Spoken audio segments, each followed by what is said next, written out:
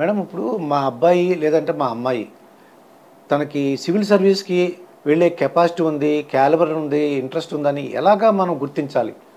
ఒక పేరెంట్గా నేను అడుగుతున్నాను మేడం. అయితే చాలామందికి పిల్లలు పుట్టంగానే ఒక కోరిక బయలుదేరుతుంది అనమాట. ఆ కోరిక ఏంటంటే పిల్లల్ని ఎట్లయినా పైకి తీసుకురావాలి. ముఖ్యంగా మన తెలుగు కుటుంబాల్లో ఏంటంటే ఐఏఎస్ ఐపీఎస్ అంటే ఒక డెమి గాడ్, అమ్మో కలెక్టర్ అని.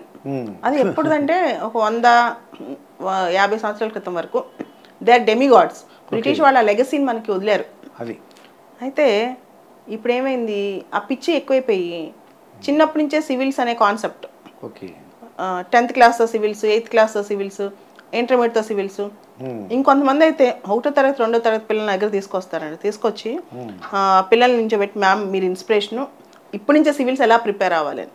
ఇది ఫస్ట్ క్లాస్ సెకండ్ క్లాస్ నుంచి సివిల్స్ ఎలా ప్రిపేర్ అవ్వాలని. నేను అన్నాను ఉగ్గుపాత సివిల్స్ అని కొత్త కాన్సెప్ట్ రాబోతుంది అంటే అదొక మార్కెటింగ్ స్ట్రాటజీ అనమాట. ఏంటి పిల్లలు పుట్టక ముందే ఉగ్గుపాలతో ఇంకా సివిల్స్ మొదలెట్టేస్తారు. ఇదంతా వేస్ట్ అండి. సమాజం పట్ల ఒక అవగాహన, ఏం జరుగుతుంది మన చుట్టుపక్కల అనే ఒక స్పృహ, ఎంతో కొంత సమాజానికి తిరిగిద్దాం అనే ఆలోచన ఉన్నవాళ్ళు సివిల్స్ రావడానికి మంచిది. అంతేగాని కేవలం ఒక స్టేటస్ సింబల్, నేను దీన్ని మాత్రమే చూస్తాను, అది మంచి జాబు నాకు మంచి. ముఖ్యంగా తెలుగు కుటుంబాల్లో ఒక దరిద్రం చెప్తున్నాను, ఇది చెప్పాల్సిన ఫ్యాక్ట్, నేను చాలాసార్లు షేర్ చేద్దాం అనుకుంటున్నాను. కరెక్ట్గా సివిల్స్ రిజల్ట్స్ వస్తాయండి. రిజల్ట్స్ వచ్చిన గంటకే ఆ పిల్లల కన్నా ముందు, అంటే ఎవరికైతే పాస్ అయ్యారో వాళ్ళకంటే ముందు, వాళ్ళకి చదువు చెప్పిన మాలాంటి వాళ్ళకంటే ముందు ఈ లిస్టులన్నీ పెద్ద పెద్ద సొసైటీలో సమాజంలో పెద్ద పెద్ద వాళ్ళకి వెళ్ళిపోతాయి అనమాట. మినిస్టర్లకి, ఎమ్మెల్యేలకి, ఎంపీలకి, పెద్ద పెద్ద బ్యూరోక్రాట్స్కి వెళ్ళిపోతాయి. ఏ కులం నుంచి ఎవరు వచ్చారు, వాళ్ళకి ఎవరిని ఎలా పట్టుకోవాలి, పెళ్లి సంబంధాలు. సో ఇది చాలా విపరీతం అనమాట. సో అల్లుడు ఐఏఎస్, ఐపీఎస్, ఐఆర్ఎస్ ఇది అన్నది ఒక స్టేటస్ అయిపోయింది అనమాట. దాంతో నాకే వస్తాయి రిజల్ట్స్ వచ్చిన తర్వాత కనీసం ఆ నెలలో ఒక 100 కాల్స్ అని వస్తాయి. 1 monthలో యావరేజ్ 100 కాల్స్ అని వస్తాయి. వాళ్ళ అడ్రస్ చెప్పండి, వాళ్ళ ఫోన్ నెంబర్లు ఇవ్వండి అనేది. నాకు నిజంగా ఒకసారి నాకు అనిపిస్తుంది, నేను నిజంగా ఇదంతా ఎందుకు చేస్తున్నాను, ఒక మంచి అల్లుని తయారు చేసి ఇస్తున్నానా లేకపోతే మంచి ఆఫీసర్ని తయారు చేస్తున్నానా? నిజంగా నా మానసిక సంఘర్షణ కూడా అలానే మొదలవుతుంది అనమాట. వీళ్ళు కూడా ఏంటంటే ఈ పిల్లలు మిడిల్ క్లాస్లో, లోయర్ మిడిల్ క్లాస్లో పెరిగొచ్చి ఉంటారు. సడన్గా ఇంత హైప్ ఇదంతా చూసేసరికి నిజంగా మనం ఏదో చేసేసాం, సాధించేసాం. ఐఏఎస్ ఐపీఎస్ అనేది ఒక మొదటి స్టెప్ అని ఆలోచించకుండా సమాజానికి ఏమైనా చేయటమో లేదా వాళ్ళ వల్ల కొంతమంది ఇన్ఫ్లుయెన్స్ అవడం అదంతా పక్కన పెట్టేసి లైఫ్ అంతా మార్కెటింగ్ లెవెల్లోకి వెళ్ళిపోతుంది అనమాట. నేను ఏదో సాధించేశాను, నేను ఇప్పుడు గ్రేట్, దీన్ని ఈ ఐఏఎస్ని నా లైఫ్ సెటిల్మెంట్కి ఎలా వాడుకోవాలి, నా పేరు తెచ్చుకోవడానికి ఎలా వాడుకోవాలి, నా జీవితంలో అద్భుతాలు చేయడానికి ఎలా వాడుకోవాలి, అంతే. ఇంకా దీనివల్ల నేను ఎలా మారుస్తాను సమాజాన్ని అనేది పక్కన పెట్టేశారనమాట. సో నేను ఇదే అనమాట బెస్ట్. ఐఏఎస్ ఐపీఎస్ అనేది ఇప్పుడు తెలుగు కుటుంబాల్లో అయితే ఇది ఒక ట్రెండ్ అనేది బాగా ఎక్కువైపోయింది అనమాట. చెప్పుకోవడానికి మా వాడు ఐఏఎస్, ఈవెన్ పేరెంట్స్ కూడా మా అబ్బాయి ఐఏఎస్ అలా వాడుకోవడానికి ఉపయోగపడుతుంది ఎక్కువ. కానీ వాళ్ళు సమాజానికి ఎంత చేస్తున్నారు అనేది వాళ్ళని వాళ్ళు ప్రశ్నించుకోవాలి. ఈ పేరెంట్ ఎలా గుర్తించాలంటారు? అంటే ఇంత మా అబ్బాయికి కెపాసిటీ ఉంది, వీటిని పంపించవచ్చు అని ఆ సామర్థ్యం, ఆ క్యాలిబర్ ఎలా గుర్తించాలంటారండి? అది ఎవరైతే పిల్లవాడు ఉన్నాడో లేదా ఆడపిల్ల ఉందో వాళ్ళకి సివిల్ సర్వీసెస్ పట్ల దృక్పథం ఉంది అనేది మనకి ఎట్లా అర్థమవుతుంది అంటే, వాళ్ళు రకరకాల, ఫర్ ఎగ్జాంపుల్ రోడ్డు మీద వెళ్తున్నారు, ఒక బాల కార్మికుడిని చూసారు, చైల్డ్ లేబర్ని చూసి ఇమీడియట్గా వీళ్ళని ఎలా మార్చాలి, వీళ్ళకి చదువు ఎలా చెప్పించాలని క్వశ్చన్ తండ్రిని అడిగారు అనుకోండి. లేదా ఒక ఆడపిల్ల ఉంది, ఇంట్లో ఒక పనమ్మాయిని చూసి అయ్యో ఆడపిల్ల పరిస్థితి ఇలా ఉంది అని ఒక స్పృహ కనిపించింది అనుకోండి. లేదా చక్కటి స్కిల్తో వాళ్ళ మీద ఒక కవిత కానీ లేకపోతే ఒక రచన కానీ చేయగలిగింది అనుకోండి. న్యూస్ పేపర్ రీడ్ చేస్తూ ఎందుకు రష్యా ఉక్రెయిన్ పైన దాడి చేసింది అనే క్వశ్చన్ అడిగారు అనుకోండి, టీచర్ని కానీ తల్లిదండ్రులు కానీ. ఇట్లాంటి వాళ్ళకి ఆ పల్స్ ఉన్నట్టు, సివిల్ సర్వీసెస్ యొక్క దృక్పథం ఉన్నట్టు అనమాట. వాళ్ళని నర్చర్ చేసుకుంటూ వెళ్తే సమాజానికి ఉపయోగపడతారు. మిగతా వాళ్ళు ఏమీ లేకపోయినా ఐఏఎస్ పాస్ అవుతారు. సంవత్సరం 2 ఏళ్ళు గట్టి కూర్చోబెడితే పాస్ అయిన వాళ్ళు, టాలెంట్తో పాస్ అయిన వాళ్ళు ఉన్నారు. కానీ వాళ్ళు మరా యంత్రాలు అనమాట. వాళ్ళు సమాజానికి పెద్దగా ఉపయోగపడరు. 100లో 90% మంది అట్నే తయారయ్యారు అలా అనమాట. చాలామంది మన తెలుగు రాష్ట్రాలే కాకుండా మేడం మొత్తం మన ఇండియా నుంచి ఈ హైదరాబాద్కు కోచింగ్కి వస్తున్నారు అనుకోండి, వాళ్ళకి ఈ కోచింగ్ ఫీజు కానీ లేదంటే ఇక్కడ ఉండటానికి నెలకి ఎంత అవుతుంది అంటే బుక్స్ నెలకి ఎక్కువ తెలుగు రాష్ట్రాల నుంచి కర్ణాటక ఇట్లా నుంచి వస్తారండి. నేను ఎందుకు అడుగుతున్నా వాళ్ళకి ఈ విషయం తెలిసింది అనుకోండి, నా బడ్జెట్ ఇది రాగలమా లేదా అందుకు అడుగుతున్నాను. అర్థమవుతుంది. మొత్తం తెలుగు రాష్ట్రాల నుంచి అనే కాదండి, బెంగళూరు నుంచి కొంతమంది వస్తుంటారు ఇక్కడికి. నార్త్ ఇండియన్ బెల్ట్ మొత్తం ఎక్కువ ఢిల్లీ వెళ్తారు. మన దగ్గర కూడా ఒక ఫ్యాషన్ అనమాట ఢిల్లీ వెళ్ళి ప్రిపేర్ అయ్యామని చెప్పుకోవడానికి. కానీ అదంతా పక్కన పెడితే ఐఏఎస్ చదవడానికి 1 yearకి సదర్ ఏ కోచింగ్ సెంటర్లో అయినా మన యావరేజ్ అని మనం తీసుకుంటే 1.5 lakh ఫీజు ఉంటుందండి. తర్వాత సంవత్సరానికి ఇయర్ లాంగ్ కోచింగ్ ఉంటుంది అది. తర్వాత దాంతోపాటు వీళ్ళు ఇక్కడ ఉండడానికి హాస్టల్ ఫీజు, బుక్స్ ఫీజు, ఇట్లాంటివి బుక్స్ కొనుక్కుంటుంటారు కదా. ఐ థింక్ 3-4 lakhs ప్రాపర్గా వాళ్ళు ఇన్వెస్ట్ చేసుకోగలిగితే ఐఏఎస్ చదవడానికి హైదరాబాద్ వచ్చేసి ఉండి చదువుకోవచ్చు అనమాట. సుమారు నెలకి 20,000 అనుకోవచ్చండి. అంటే మీరు యావరేజ్ మొత్తం చేస్తే 25,000 ఆ కెపాసిటీ ఉంటే రావచ్చు వాళ్ళు. అదండి. కొంతమంది వాళ్ళు అనుకున్నది జరగలేదు అనుకోండి, అది డిసప్పాయింట్మెంట్, దాన్ని డిప్రెషన్లోకి వెళ్ళిపోతున్నారండి. అంటే దాన్ని ఎలా అరికట్టాలి మనం? ఇప్పుడు సివిల్ సర్వీసెస్ కానీ టాప్ మోస్ట్ కాంపిటేటివ్ ఎగ్జామ్స్ కానీ ప్రిపేర్ అయ్యే వాళ్ళు కొన్ని లక్షల మంది ఉంటారు. ఈవెన్ తెలుగు రాష్ట్రాల్లోనే కొన్ని లక్షల మంది ఉంటారు. కొన్ని వందల మంది మాత్రమే పాస్ అవ్వగలుగుతారు. మిగతా అందరి భవితవ్యం ఏంటి అంటే ఎవరైతే సీరియస్గా ఇలాంటి వాటికి ప్రిపేర్ అయ్యారో వాళ్ళ లైఫ్లో ఏ రంగంలోకి వెళ్ళినా ఇంతకంటే గొప్పగానే సెటిల్ అయ్యారు. అది ఏ రంగమైనా కావచ్చు. సో ఎవరైతే నాన్ సీరియస్గా ఏదో చెప్పుకోవడానికి నేను ఐఏఎస్ ప్రిపేర్ అవుతున్నాను వచ్చారో వాళ్ళు అటు ఇటు కాకుండా అయిపోతారు. కానీ ఎవరైతే చాలా సీరియస్గా ప్రిపేర్ అయ్యారో వాళ్ళు నిజంగానే టాప్ లెవెల్లోనే సెటిల్ అయ్యారు అనమాట. ఒకవేళ ఈ రంగంలో వాళ్ళు రాలేకపోయినా దురదృష్టం కొద్దో లేదా వాళ్ళు హార్డ్ వర్క్ ఎక్కడ లోపించో ఏదైనా ప్రాబ్లం వచ్చినా ఇంకొక రంగంలో వాళ్ళు సెటిల్ అవుతారండి. వాళ్ళు డిసప్పాయింట్మెంట్ అవ్వకుండా వాళ్ళు చక్కగా అది ధైర్యంగా ఉండాలి వాళ్ళు. అసలు డిసప్పాయింట్మెంట్ అవ్వాల్సిన అవసరం ఏముందండి? లైఫ్ ఈజ్ ఎ రిస్క్ కదా, లైఫ్ ఈజ్ ఎ గేమ్. ఎప్పుడు a ship in the harbour is always safe, but that is not what the ship is meant for. అంతే కదా. నేను మా ఊర్లో ఉంటా, మా ఇంట్లో తలిపేసి కూర్చుంటా, మా అమ్మ నన్ను అన్నం పెట్టబోతారంటే ఇట్స్ ఆల్వేస్ సేఫ్. కానీ ఉంది ఏంటి, కరేజియస్గా ఒక ఛాలెంజ్ని ఎదుర్కోవడానికి. ఒకవేళ దాన్ని నువ్వు ప్రిపేర్ అవుతావు, ఆ ఎక్స్పీరియన్స్ ఇంకో దానిలో ఇంకా గొప్పగా అవడానికి పనికొస్తాయి. చాలా సందర్భాల్లో నేను బయటకు వెళ్ళినప్పుడు రకరకాల సందర్భాలు గొప్ప గొప్ప వాళ్ళని కలిసినప్పుడు మేము కూడా సివిల్స్ ప్రిపేర్ అయ్యామండి. ఆ ధైర్యంతో అంటే ఆ వచ్చిన నాలెడ్జ్తో ఈ రంగంలో చాలామంది పొలిటీషియన్స్ చెప్తారు నాకు, ఎమ్మెల్యేలు, ఎంపీలు, చాలామంది ఫిల్మ్ డైరెక్టర్స్ చెప్తారు, చాలామంది స్పోర్ట్స్ పర్సనాలిటీస్ చెప్తారు, చాలామంది ఉంటారండి. మనం అంటే అనుకుంటాం కానీ మీరు గమనించండి, చాలామందికి సివిల్ సర్వీస్ ఎగ్జామ్ ఒక్కసారైనా రాసిన అనుభవం ఉంది, అలా ఏం లేదు. They have an experience. అయితే ఈ దేశంలోని యువత కానీ లేకపోతే మన తెలుగు రాష్ట్రాల యువత కానీ అది ఏ చెడు అలవాట్లకి బానిసలుగా అవ్వకుండా ఏం చేస్తే బాగుంటుందంటారు? లైఫ్లో మన తెలుగు యువతకి అంటే కరెక్ట్గా చెప్పాలంటే మీరు కూడా మీ ఛానల్ కూడా ఎంటర్టైన్మెంట్ రన్ చేస్తున్నారు చెప్తున్నాను. ఎంటర్టైన్మెంట్ చేసిన అట్రాక్షన్ రియల్గా వాళ్ళకి అవసరమైనవి వాళ్ళని అట్రాక్ట్ చేయలేకపోతున్నాయి. ఇప్పుడు జబర్దస్త్ షోలు, సినిమాలు, లేకపోతే సినిమా డైలాగులు, లేకపోతే చీప్ ఎంటర్టైన్మెంట్, వీటి వల్ల వాళ్ళు ఎక్కువ ఫోకస్ మిస్ అవుతున్నారని చెప్పి నా ఉద్దేశం. అంటే ఎంటర్టైన్మెంట్కి ఇచ్చినంత ప్రయారిటీ, టైంపాస్కి ఇచ్చినంత ప్రయారిటీ జీవిత లక్ష్య సాధనకి ఇవ్వట్లేదు మన యువత. 10th అయ్యాక చూద్దాంలే, ఇంటర్మీడియట్ అయ్యాక డిగ్రీ చూద్దాంలే, డిగ్రీ అయిపోయాక ఏదో జాబ్ రాకపోద్దా, ఏదో ఒక సెటిల్ అవుతామా, సాటర్డే సండే వస్తే ఎంజాయ్ చేయబోతాం, ఇట్లా ఇంకేముంది చిన్న ఉద్యోగం చూసుకుంటారు, ఇల్లు కట్టుకుంటారు, పెళ్లి చేసుకుంటారు, పిల్లల్ని కంటారు, ముసలాళ్ళు అవుతారు, రిటైర్ అవుతారు. ఇదే అందరూ చేసే ప్రాసెసే కదండి. ఈ అలవాట్లు రాకుండా, ఏ చెడు అలవాట్లు లేకుండా ఉండాలంటే మనం ఏం చర్యలు తీసుకుంటాం? చిన్నప్పటి నుంచే వాళ్ళకి family is a major thing అండి. కుటుంబం వ్యవస్థ బాగుంటే వాళ్ళు బాగుంటారు. తల్లిదండ్రులు రోజు ఇచ్చే కౌన్సిలింగ్ చాలా ఇంపార్టెంట్ వాళ్ళకి. తర్వాత స్కూల్ కానీ టీచర్స్ కానీ రోల్ మోడల్స్ కూడా తయారవ్వాలి సొసైటీలో. అంటే పలానా వ్యక్తి చూడండి, అబ్దుల్ కలాం గారు ఉన్నారు, ఆయన ఎంతమంది ఇన్స్పైర్ చేస్తారు, అలా ఉండాలని యూత్ ఎంతమందికి ఆయన టైంలో అనిపించింది. అట్లాంటి రోల్ మోడల్స్ ఎంతమంది ఉన్నారు మన సమాజంలో చెప్పండి. రోల్ మోడల్స్ చాలా ఇంపార్టెంట్.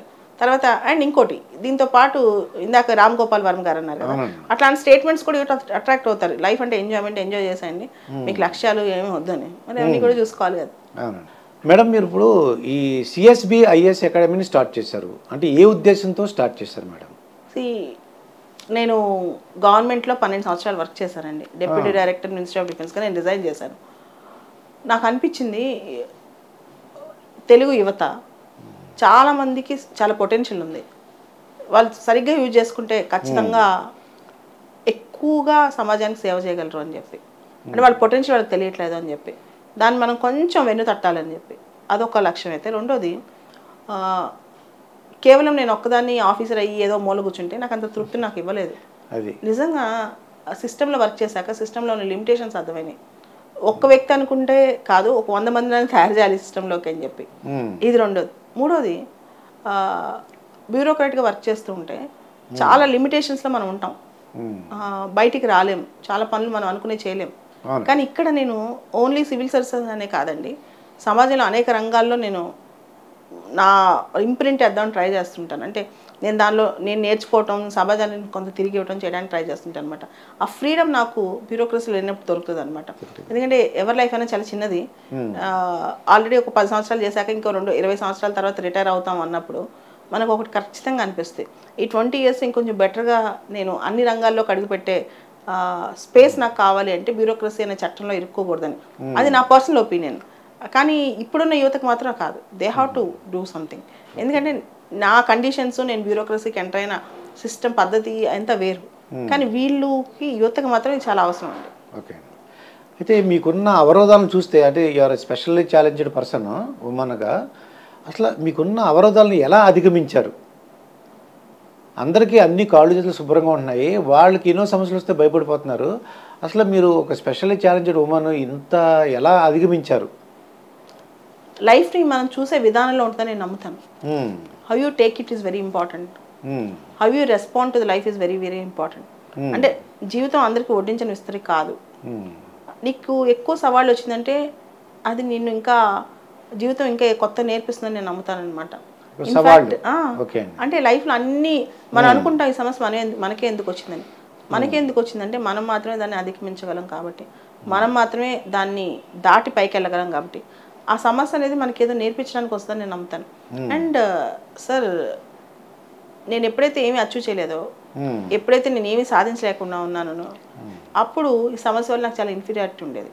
ఎప్పుడైతే నేను సివిల్ సర్వీసెస్ 2 సార్లు పాస్ అవటం, తర్వాత ప్రతిరోజు ఏదో ఒక యాక్టివిటీ చేయటం, ప్రతిరోజు నన్ను నేను నిరూపించుకోవడానికి ఉన్నప్పుడు, లాస్ట్ 15 సంవత్సరాల నుంచి ఒక్కరోజు కూడా నాకు నేను నడవలేకుండా ఉన్నాను, నాకు ఈ సమస్య ఉంది నాకు గుర్తురాదండి.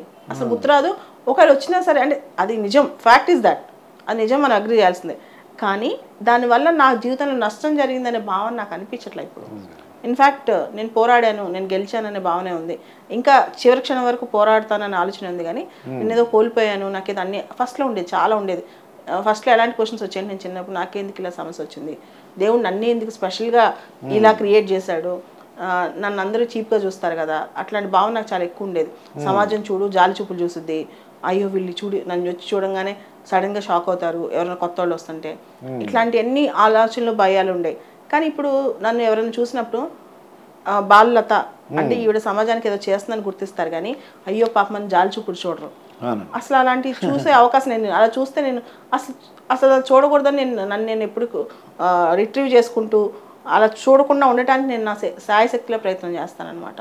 సో నాకేమీ కష్టం అనిపించింది లైఫ్. ఇప్పుడు ఇంకా బాగుంటాం అంటే ఇలానే ఉండాలేమో లైఫ్. మనిషికి అన్నీ ఇచ్చి అంత పర్ఫెక్ట్గా చేసి పుట్టిస్తే జీవితం అనేదాన్ని మనిషి ఇంకో విధంగా తీసుకుంటాడు, దాని వాల్యూ తెలియకుండా బతుకుతాడు అనిపిస్తుంది.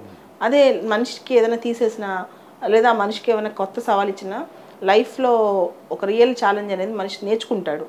It helped me. ఇన్ఫ్యాక్ట్ మీరు తెలిసే ఉంటుంది, ఒక 15 ఏళ్ల క్రితం వెన్ అంటే నేను బాగా గ్రాడ్యుయేషన్ ఇదంతా ఉన్నప్పుడు తెలుగు కుటుంబాల్లో ఎక్కువ బీటెక్లు చదవటం, యూఎస్ వెళ్ళటం. సో నాకు అన్ని బాగుంటే నేను అలానే ఉండేదాన్ని, ఈ పాటికి యూఎస్లో ఉండి సెటిల్ అయిపోయేదాన్ని. కానీ అది అలా కాదు, అలా ఉండకూడదని డెస్టినీ నన్ను ఇలా చేసిందేమో అనుకుంటా నేను. అంటే దేవుడిని తిట్టుకున్న సందర్భాలు ఉన్నాయా? లేదండి. దేవుడు ఏం చేశాడండి అంటే మీకు ఇలా పుట్టించాడు అని కాదు, గాడ్ నన్ను అలా పుట్టించింది గాడ్ చేసిన తప్పు. అండ్ గాడ్ ఆ తప్పును తెలుసుకుని నేను కరెక్ట్ చేశాడు కూడా. తన తప్పును కరెక్ట్ చేసుకున్నాడని నేను అంటాను. నిజంగా కరెక్ట్ చేసుకున్నాడండి. ఎందుకంటే నాకు ఇప్పుడు దేవుడు నాకు ఇవ్వందంటే ఏం లేదు. సో హీ కరెక్టెడ్ ఎవ్రీథింగ్ అనిపిస్తుంది. ఓకే. ఇప్పుడు కొన్ని విషయం ఎందుకు కడుతున్నాను మేడం, చిన్నప్పుడు నేను ఈ కాలేజ్ చదువుకుని ఇంటర్మీడియట్కి వెళ్తుంటే వాళ్ళు అరుగుల మీద కూర్చునే అనమాట. ప్రతి వాళ్ళు నన్ను పలకరించేవారు, ఎవరే కాలేజీకి వెళ్తున్నావా, బాగా చదువుకో, భోజనం చేసే వాళ్ళు అడిగేవారండి ఆ వీధిలో మొత్తం అంతా వెళ్తుంటే. అసలు ఇప్పుడున్న ఇంటి పక్కన కూడా ఎవరైనా అడుగుతుంటే మీరు ఎవరంటే అంకుల్ అని అడుగుతున్నాడండి. మీరు ఎవరని నేను ఎప్పుడు చూడలేదు, మా ఇంటి పక్కన వాళ్ళే ఉంటారు వాళ్ళు, మీరు ఎప్పుడు చూడదండి.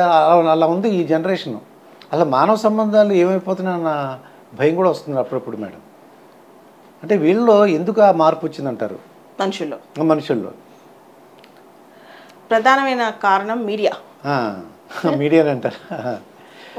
మేజర్ కారణం మానవ సంబంధాలు తగ్గిపోవడానికి కారణం మీడియా. ఎప్పుడైతే ఇంట్లో కరెంట్ లేదో అందరూ ఒక చోట కూర్చుంటారు. ఎప్పుడైతే కరెంట్ ఉందో టీవీ చూస్తారు. ఎప్పుడైతే చేతిలో సెల్ ఫోన్ ఉందో ట్రైన్ ఎక్కినా బస్ ఎక్కినా పక్కన పలకటం మానేస్తారు. సెల్లో వాట్సాప్ చాట్ చేసుకోవడం, లేకపోతే ఏదైనా వీడియో చూడటం, న్యూస్ చూడటం చేస్తూ ఉంటారు. సో పాత రోజుల్లో చాలా పరిచయాలు, చాలా ఫ్రెండ్షిప్స్ రైల్లో బస్సుల్లో ఉండేవి. ఇంకా అక్కడి నుంచే కనెక్షన్ స్టార్ట్ అయ్యి ఉత్తరాలు రాసుకునే వాళ్ళ తర్వాత. ఇప్పుడు అన్నీ ఎందుకు పోతున్నాయి చెప్పండి? ఏది ఎక్కినా సరే, ఈవెన్ మన కార్ ఎక్కి కూర్చున్నా, రైలు ఎక్కి కూర్చున్నా, బస్ ఎక్కి కూర్చున్నా సెల్ చూస్తూనే ఉంటాం. అదే కదా ఇప్పుడు ప్రపంచం. సో మేజర్ కారణం అనేది ఈ సాంకేతిక నిపుణత పెరగటం వల్ల మనుషుల మధ్య డిస్టెన్స్ పెరిగిపోయిందని నాకు అర్థమైంది. ఎందుకంటే పాత రోజులు ఏమైంది, సాయంత్రం అయ్యేసరికి అందరు బయట కూర్చొని మాట్లాడుకునే. ఇప్పుడు సాయంత్రం అయ్యేసరికి డైలీ సీరియల్ చూస్తారు. అది ఏ తేడా లేకుండా డైలీ సీరియల్ చూస్తున్నారు కదా కూర్చుని. ఇంకా టైం ఉంటే మీడియాలో ఏదో ఒకటి చూస్తూ ఉంటారు. అయితే ఇప్పుడు నిన్న కొత్త పదం చూశాను మేడం. అదేంటంటే సామూహిక ఏకాంతం అంటాను. అందరూ ఉంటాం కలిసే, కానీ ఎవరికాళ్ళు సెల్ ఫోన్ తీసుకుంటున్నారు. అంతే కదా, ఒక ఇంట్లో ఎవరి పని వాళ్ళది. ఒక ఆయన సెల్ చూస్తుంటాడు, ఇంకొక అబ్బాయి టీవీ చూస్తుంటాడు, ఇంకొక ఆవిడ ల్యాప్టాప్ ముందు ఉంటుంది. సో జరుగుతుంది. దానివల్ల ఏమవుతుందంటే మర్డర్లు, రేపులు, యాంటీ సోషల్ ఎలిమెంట్స్, తల్లిదండ్రులు ఓల్డేజ్ హోమ్లు, ఈ సమాజంలో వచ్చే ప్రతి దరిద్రానికి కారణం మీడియా. అంటే మీడియా ఉండాలి, కానీ మీడియాని ఎంతవరకు వాడుకోవాలో వీళ్ళకి తెలియాలి. అలా కాకుండా మీడియాకి అతుక్కుపోతే, మీడియాకి అడిక్ట్ అవుతే రేపు ఏమవుద్దంటే, మీరు చూడండి సోలోగామి అని ఒక రకమైన మ్యారేజ్ వచ్చింది. వాళ్ళే పెళ్లి చేసుకోవడం అనమాట. సోలోగామి ఇప్పుడు ఇండియాలో కూడా ఎవరు చేసుకున్నారు. ఒక రోజులో చేసుకుని ఒక రోజులో డైవర్స్ కూడా ఇచ్చుకున్నారు, అది వేరే విషయం. తర్వాత నెక్స్ట్ ఏం అవుతుందో తెలుసా, ఆర్టిఫిషియల్ ఇంటెలిజెన్స్ వచ్చాక ఒక రోబోని పెళ్లి చేసుకుంటారు. నాకు మనుషులతో మన ఏంటి, రోబో అయితే కరెక్ట్గా మిషన్ లా పనిచేస్తూ ఉంటుంది. అట్లానే అయిపోతుంది. అప్పుడు సమాజం, ఈ రిలేషన్స్ ఇవన్నీ ఎటుపోతాయో తెలియదు అనమాట. అలానే ముసలి వాళ్ళని కూడా ఆర్టిఫిషియల్ ఇంటెలిజెన్స్కి వదిలేస్తారు. అంటే ఒక రోబోస్, ఈ technology, IoT, internet of things అన్ని వచ్చిన తర్వాత వాళ్ళ జీరియాటిక్ కేర్ కూడా వాళ్ళకి వదిలేస్తారు అనమాట. అంటే ఈ జనరేషన్ ఓల్డ్ అయ్యే కొద్దికి ఇలాంటివన్నీ మీకు కనిపిస్తూ ఉంటాయి. అది పోకడలు అన్నీ కొత్తగా వస్తాయి, మానవ సంబంధాలన్నీ పోతాయి. తర్వాత ప్రతి ఒక్క వ్యక్తిలోనూ బాగా సంతోషకరమైన సంఘటనలు ఉంటాయి, బాగా బాధ కలిగిన సంఘటనలు ఉంటాయి మేడం. మీ జీవితంలో ఎప్పుడు బాగా చాలా సంతోషం, అలాగే చాలా బాధ కలిగిన సంఘటన? నా జీవితంలో బాధ పెడుతున్న సంఘటన ఖచ్చితంగా ఉంటుందండి, ఉంది. అది ఎప్పుడు నన్ను వెంటాడుతూనే ఉంటుంది. కాకపోతే అది మీడియా ముందు చెప్పేది కాదు.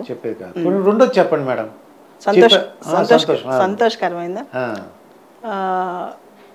నాకు బాగా ఎక్కువ సంతోషం వచ్చేది ఎప్పుడైతే నా స్టూడెంట్స్ సక్సెస్ సాధిస్తారో ఆ రోజున దాన్ని దేంతో కొలలేనంత సంతోషం వస్తుంది. చాలా చాలా ఎక్కువ హ్యాపీ. అది నా అదృష్టం. ఏంటంటే గత 10 సంవత్సరాలుగా ప్రతి సంవత్సరం వస్తుంది ఆ సంతోషం నాకు. అది మామూలు దానికోసం సంవత్సరం అంతా పనిచేస్తాను అనమాట. Good information. నేను ఒక రిజర్వేషన్ కావాల్సి వచ్చి ఆ రోజు సెలవు పెట్టుకుని, పూర్వం మేడం ట్రైన్ రిజర్వేషన్ ఏదో ట్రైన్లో వెళ్ళాలంటే రిజర్వేషన్కి ఆ రోజు సెలవు పెట్టి అక్కడికి వెళ్తే పెద్ద బుక్ తీసుకుని రిజర్వేషన్ ఇచ్చేవారండి. అదంతా ఒక రోజు పట్టేది. ఇప్పుడు టెక్నాలజీ వచ్చేసింది. ఈ టెక్నాలజీ ప్రస్తుత జనరేషన్కి శాపమా వరమా మేడం? రెండు. Technology is a double edged sword. రెండు వైపులా పదునున్న కత్తి. దాన్ని ఎలా వాడుకోవాలో తెలియాలి. లైఫ్ని సింప్లిఫై చేసుకోవడానికి వాడుకోవాలి, లైఫ్ని పాడు చేసుకోవడానికి వాడుకోకూడదు. జనరల్గా పరీక్షలన్నీ పెడుతుంటారు మేడం. అది గ్రూప్ 1 వచ్చి ఏదన్నా పరీక్షలు ఏ ప్రభుత్వాలను నిర్వహించవచ్చు. కాకపోతే అక్కడ ఒక పరీక్ష పేపర్ లీక్ అయింది. అప్పుడు ప్రభుత్వాలు కానీ అభ్యర్థులు కానీ ఏం చేస్తే బాగుంటుంది? అంటే రాజకీయాలు నేను మాట్లాడలేదు. అవునవును. పేపర్ లీక్ అయినప్పుడు ఇమీడియట్ గా అభ్యర్థుల భయాలు పోగొట్టుకోవాలి, అభ్యర్థుల రూమర్స్ నమ్మకూడదు. ఇమీడియట్ సిస్టమ్ ని కరెక్ట్ చేసి అభ్యర్థులకు న్యాయం జరిగేటట్టు చూడాలి. Examination as soon as possible conduct చేస్తే ఈ సందిగ్ధంలో ఉన్న అభ్యర్థులందరూ కూడా ఒక దాటిలో పడతారు. అది తర్వాత మేడం, ఈ సమయ పాలన అలాగే టైం మేనేజ్మెంట్ ఈ జనరేషన్కి ఎలా నేర్పిస్తే బాగుంటుంది అంటారు? ఫస్ట్ మనందరం గుర్తుపెట్టుకోవాల్సిన అంశం ఏంటంటే ప్రతి ఒక్కరికి 24 గంటలే టైం. అంతే కదా, ఎవరికి లేదు, ఎక్స్ట్రా లేదు. 24 నువ్వు ఎన్ని కోట్లు ఇచ్చినా బిల్ గేట్స్ అయినా అంబానీ అయినా సరే ఒక 1 అవర్ రోజుకి ఎక్స్ట్రా కొనుక్కోలేడు. కానీ వాళ్ళ దగ్గర తెలియతే స్మార్ట్గా ఉంటారు తెలుసా, చాలా స్మార్ట్. వాళ్ళు 100 మందిని పెట్టుకుని సెకండరీ సబ్స్టాండర్డ్ వర్క్స్ అందరి చేత చేయించుకుని ఓన్లీ స్మార్ట్ వర్క్సే వాళ్ళు చేస్తారు. ఓన్లీ స్మార్ట్ వర్క్సే వాళ్ళు చేస్తారనమాట. దానికి సంబంధించి తెలివిగా టైంని మేనేజ్ చేస్తారు, ప్రయారిటైజ్ చేస్తారు. టైం అందరికి ఒకటే, టైంని ఎలా వాడుకోవాలి, దేనికి ఎక్కువ వాడాలి, దేనికి తగ్గించాలని తెలుసుకోవడమే విజ్ఞత. యువతకు ఆ విజ్ఞత నేర్పించాలంటే ఫస్ట్ ఇంట్లోంచే రోల్ మోడల్స్ బయలుదేరాలి, టీచర్స్ చెప్పాలి. చిన్నప్పటి నుంచి వాళ్ళకి ఒక డిసిప్లిన్ అలవాటు చేస్తే టైం విలువ అలవాటు అయిపోద్ది. అది చిన్నప్పటి నుంచి రావాలి ఖచ్చితంగా. బుక్స్ సెటిల్ చేసుకోవడం కానీ, ఎన్ని గంటల స్కూల్కి వెళ్తాం, ఎన్ని గంటలకు వస్తాం, ఆ పద్ధతి చిన్నప్పటి నుంచి మీరు చూడండి. ఎవరైతే జాగ్రత్తగా పెరిగారో పిల్లలు, వాళ్ళు పెద్ద అయినా సరే ఆ డిసిప్లిన్ అంతే కంటిన్యూ అవుతుంది. ఒక్కోసారి హార్డ్ వర్క్ లోపించిన డిసిప్లిన్ వల్ల హార్డ్ వర్క్ కంటిన్యూ చేస్తూ ఉంటారు అనమాట. డిసిప్లిన్ సెట్ చేయాలి, టైం మేనేజ్మెంట్ సెట్ చేయాలి. చిన్నప్పటి నుంచే 1 గంట వేస్ట్ చేస్తే అది చేసిన తప్పు వాళ్ళకి అర్థం అవ్వాలి. అదే మేడం, ఇప్పుడు నిజంగా అతను ఒక సివిల్ సర్వీస్ సెలెక్ట్ అవ్వాలనుకున్నాడండి. వాడు అది ఏదో ఆకతాయినకో వచ్చేవాళ్ళు కొంతమంది ఉంటారు, కొంతమంది పేరెంట్స్ పంపించారని వస్తుంటారు. నిజంగా వాళ్ళు సెలెక్ట్ అవ్వాలనే ఇంట్రెస్ట్ ఉంటే ఎన్ని సంవత్సరాలు ప్రిపరేషన్ అవుతూ ఉంటారు? On and average civil services serious candidate 2 నుంచి 3 సంవత్సరాల్లో పాస్ అవుతాడు. 2 నుంచి స్టార్ట్ చేసిన రోజు నుంచి అదే పని మీద కూర్చుంటే 2 నుంచి 3 సంవత్సరాలు పడుతుంది. ఏమండి, ఒక BA చదవాలంటే 3 ఏళ్ళు పడుతుంది, బీటెక్ చదవాలంటే 4 ఏళ్ళు పట్టుద్ది. కానీ చాలా మంది పేరెంట్స్ మా అబ్బాయి IAS IPS అవ్వాలి, కేవలం 1 ఇయర్లో అయిపోవాలి, వచ్చే సంవత్సరం మా అమ్మాయి IAS అయిపోద్దా, ఇప్పుడు వదిలిపెడతానే సినిమా కాదు కదా. రియల్గా కష్టపడాలి, బేసిక్స్ నుంచి స్టార్ట్ చేయాలి. స్టార్ట్ చేసి చివరి వరకు దాన్ని కంటిన్యూ చేయగలగాలి పర్సిస్టెన్స్తో. అది అంతేగాని ఒకసారి రాలేదనుకోండి డిసప్పాయింట్ అవ్వకుండా ఇంకోసారి ట్రై చేయాలి. ఖచ్చితంగా ఒకటే అటెంప్ట్ రాదండి, ఇది చాలా సందర్భాల్లో రాదు. 2సారైనా 3సారైనా చాలా మందికి వస్తుంటుంది. కష్టపడాలి. తర్వాత ఈ సివిల్ సర్వీస్ దాంట్లో సెలెక్ట్ అవ్వాలంటే ఏ సబ్జెక్టులు తీసుకుంటే మంచిది మేడం, మీ ఐడియా? జనరల్గా ఇప్పుడు ఎక్కువ పాత్ర జనరల్ స్టడీస్ అనే దానికి ఉంది. ఈ ఎగ్జామ్ 3 స్టెప్స్ ఉంటుందండి. ప్రిలిమ్స్, మెయిన్స్, ఇంటర్వ్యూని పర్సనాలిటీ టెస్ట్ అంటారు అనమాట. ఇది ఒక 11 months టైంలో మొత్తం ఈ ప్రాసెస్ కంటిన్యూ అవుద్ది. మామూలుగా TSPSC APPSC లా కాకుండా వీటికి ఒక స్ట్రక్చర్ బాగుంటుంది, పద్ధతి ఉంటుంది. పిచ్చిగా ఉండదు ఎగ్జామ్, చాలా నీట్గా డిజైన్ చేస్తారు. ఏ స్టెప్ల పైన మళ్ళీ ఫస్ట్ నుంచి రాయాలి, వైకుంఠపాళి అట్లాగా అనమాట. అయితే దీనికి సంబంధించి GSA ఇప్పుడు కీలక పాత్ర. జనరల్ స్టడీస్ అని polity, history, geography, economy, science and technology, environment, current affairs ఇట్లా ఉంటాయి అనమాట. దీంతో పాటు ఒకటి ఆప్షనల్ ఉంది ఇప్పుడు. నేను పర్సనల్గా చెప్పే option political science, public administration, sociology, anthropology ఇప్పుడు బాగా ట్రెండ్ అవుతున్న ఆప్షనల్స్. ఇప్పుడు డాక్టర్లు, ఇంజనీర్లు ఉన్నారు మేడం. ఈ డాక్టర్లు, ఇంజనీర్లు వీళ్ళు సివిల్ సర్వీస్ ఎగ్జామ్ రాసినప్పుడు వాళ్ళ సబ్జెక్టులు తీసుకోకుండా వాళ్ళు ఏం చేస్తున్నారు, వేరే సబ్జెక్టులు తీసుకుంటున్నారు. ఇప్పుడు డాక్టర్ ఇంజనీరే కాదండి, నేను లా చదివాను యాక్చువల్గా. నేను అప్పట్లో రాసినప్పుడు ఫస్ట్ టైం 2 ఆప్షన్స్ రాయాలి, లా, పొలిటికల్ సైన్స్ నాకు కొత్త ఆప్షను. లానేమో నేను చదువుకున్నది, నాకు యూనివర్సిటీలో టాప్ నా మార్క్స్ అన్ని. అయితే లాలో నాకు తక్కువ వచ్చాయి, సివిల్స్లో బాగా, పొలిటికల్ సైన్స్లో హైయెస్ట్ మార్క్స్ కంట్రీలో వచ్చాయి. అంటే మనం చదివిన గ్రాడ్యుయేషన్ ఖచ్చితంగా మనం సివిల్స్లో తీసుకోవాలని ఏం లేదు. ఆ గ్రాడ్యుయేషన్ అనేది ప్రొఫెషనల్ సబ్జెక్టు. దాన్ని సివిల్ సర్వీసెస్లో ప్రశ్నలు అడిగే విధానం డిఫరెంట్గా ఉంటుంది కొంచెం. ఆ పల్స్ తెలిసిన వాళ్ళు చాలా తక్కువ మంది ఉంటారు దేశంలో. అయితే సోషల్ సైన్సెస్ ఉన్నాయి, పొలిటికల్ సైన్స్ కానీ, పబ్లిక్ అడ్మినిస్ట్రేషన్ కానీ, సోషియాలజీ, ఆంథ్రోపాలజీ, ఇవన్నీ ఏంటంటే వీటికి చెప్పే టీచర్స్ సివిల్ సర్వీసెస్లో నిష్ణాతులు ఉన్నారు. సో దాన్ని బట్టి ఇది ఈజీగా పిల్లలు సక్సెస్ అవుతున్నారు అనమాట, అందుకని తీసుకుంటున్నారు. అది రీజన్. వాళ్ళ సబ్జెక్టులు కానీ వేరే డిఫరెంట్గా వాళ్ళు కనెక్ట్ చేయడం వల్ల అవును వీళ్ళు వేరే సబ్జెక్ట్ అట్లానే అక్కడక్కడ ప్రొఫెషనల్ సబ్జెక్ట్ తీసుకుని పాస్ అయ్యే కూడా ఉంటారు. ఇంకా అది రేర్ కేసెస్. అయితే మేడం కొంతమంది మాతృభాషలో చదువుంటారు మేడం, అది తెలుగు అవ్వచ్చు, కన్నడం అవ్వచ్చు, వాళ్ళకి ఏమైనా స్పెషల్ కోచింగ్ అని ఉంటుందా మేడం? యాక్చువల్గా తెలుగు మీడియం చదివి కూడా రాయొచ్చు, ఏ మీడియంతో కానీ రాయొచ్చు. అయితే క్వశ్చన్ ఏంటంటే ఆ మీడియంలో సివిల్ స్థాయిలో మెటీరియల్ లభ్యత అనేది అంత క్వాలిటేటివ్ మెటీరియల్ ఉండట్లా. వాళ్ళు కష్టపడి ఎక్స్ట్రా చదువుకోవాలి, ఆ కష్టం పడాలి. కోచింగ్ జనరల్గా ఇంగ్లీష్లో ఉంటే తెలుగులో చెప్తారంటారు కానీ అవి పెద్ద నాణ్యం ఉండవండి.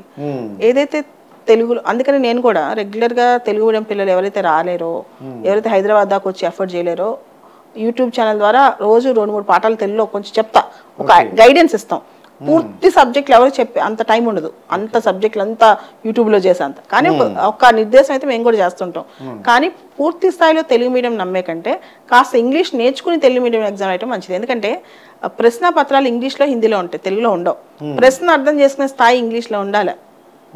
అలానే CSAT అనే సివిల్ సర్వీసెస్ ప్రిలిమ్స్లో ఒక పేపర్ ఉంది, సివిల్ సర్వీసెస్ యాప్టిట్యూడ్ టెస్ట్ అని ఒక పేపర్ ఉంది. దానికి సంబంధించి కూడా వీళ్ళు వర్కౌట్ చేసుకోవాలి.